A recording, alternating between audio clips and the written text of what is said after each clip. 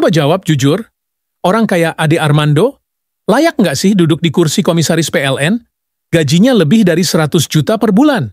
Bukan karena dia ngerti kelistrikan, tapi karena dia rajin nyerang oposisi di media sosial. Kamu nggak salah dengar. Ini bukan satire, ini fakta.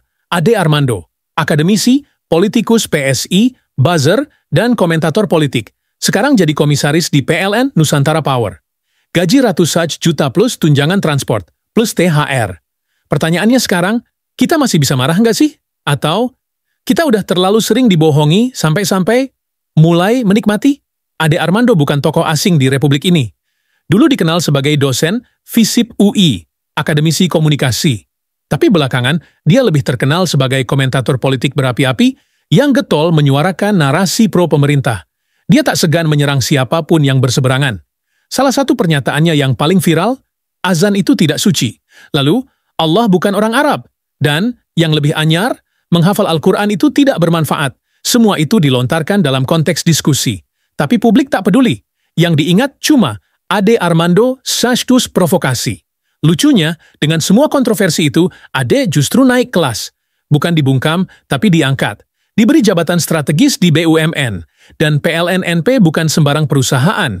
Ini anak usaha PLN yang menangani pembangkitan tenaga listrik, jantungnya pasokan energi Indonesia. Lantas, apa kompetensi Ade di bidang kelistrikan? Apakah dia pernah mengurus infrastruktur? Pernah memimpin proyek energi? Tidak. Yang dia punya adalah keberanian berteriak di media sosial. Kalau kamu lulusan teknik elektro dan tahu betapa sulitnya masuk ke sektor energi, kamu pasti paham rasa frustrasinya. Lalu muncul orang seperti Ade dan langsung duduk di kursi strategis. Nggak ada seleksi terbuka. Nggak ada uji kompetensi, hanya koneksi. Tulis di kolom komentar. Kamu setuju nggak sih? Kursi komisaris ini dibagi-bagi kayak amplop kondangan? Ini bukan cerita baru. Sejak dulu, jabatan komisaris di BUMN kerap dijadikan hadiah buat mereka yang berjasa secara politik, terutama setelah pemilu. Politikus gagal nyalek, kasih komisaris. Influencer capek jadi buzzer, kasih komisaris. Aktivis pensiun, kasih komisaris. Ade Armando termasuk kategori itu. Ia gagal lolos ke DPR lewat PSI di Dapil DKI Jakarta II. Tapi keberaniannya membela pemerintah, melawan oposisi, dan mendukung wacana kontroversial membuatnya tetap dipandang berjasa. Maka, jabatan pun datang. Yang menarik, PLN-NP ini bukan tempat main-main. Mereka menangani pembangkit listrik skala besar dari Jawa hingga Sumatera. Ini bukan tempat untuk eksperimen politik, tapi disinilah justru buzzer dijadikan pengawas. Ade Armando adalah kumpulan paradoks. Dia teriak soal kebebasan berekspresi, tapi sering melaporkan orang yang mengkritiknya. Dia menyerang konservatisme, tapi tak pernah menyentuh perilaku eksklusif kelompok sendiri.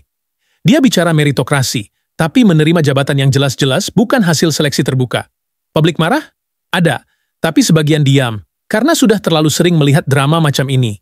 Sudah terlalu terbiasa dengan politisasi jabatan. Ade memang pintar bicara, tapi sekarang dia tidak cuma bicara. Dia digaji oleh negara, oleh rakyat. Dan ironisnya, oleh mereka yang sering ia hina. Kadang saya tidak habis pikir. Uang pajak yang kita bayar tiap tahun, sekarang dipakai buat menggaji orang yang pernah menyebut azan nggak suci. Yang menyebut hafalan Al-Quran tidak penting. Marah nggak? Atau kamu diam karena sudah putus asa? PLN-NP bukan perusahaan kecil.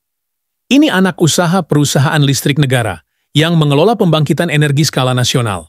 Dalam konteks transisi energi global, peran mereka sangat krusial.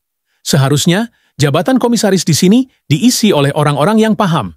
Energi terbarukan, tata kelola perusahaan, strategi industrialisasi. Tapi nyatanya, kursi itu bisa diduduki siapa saja, asal dekat dengan lingkaran kuasa.